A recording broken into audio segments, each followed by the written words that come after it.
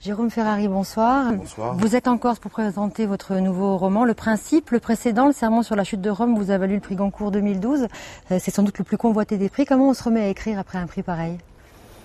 On s'inquiète de ne pas pouvoir le faire un petit peu, mais c'est du fantasme. On a un sujet, puis on le fait. Il n'y a rien de spécial. Moi, j'ai eu un peu peur de me sentir des sortes de devoirs ou des choses de ce genre-là. Mais de la pression des lecteurs, peut-être?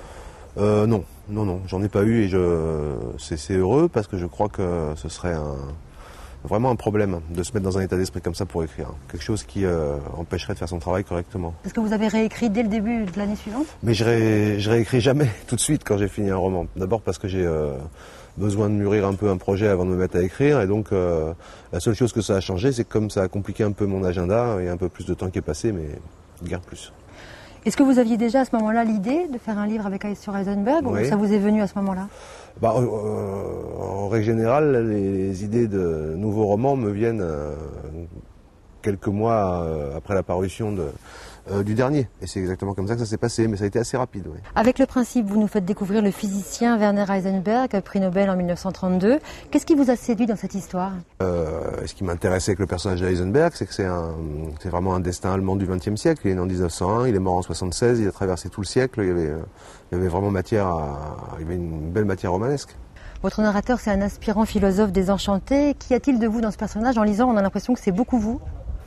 Non, factuellement, c'est pas autant de moi, non. La seule chose que j'ai en commun avec le narrateur, c'est pas la seule, les deux seules, mettons, c'est que il est en même temps que moi à des endroits où j'étais, et il fait pas la même chose, il pense pas les mêmes choses, et on a en commun une sorte de fascination pour Heisenberg. Ça, c'est vrai. Ça, celle-ci, elle est à moi. Mais tout ce qui est factuel dedans est complètement inventé.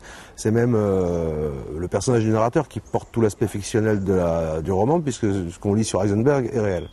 Aujourd'hui, donc, vous êtes venu en Corse pour présenter Le Principe. Et pourquoi vous êtes venu spécialement aux Rencontres littéraires de Bastia?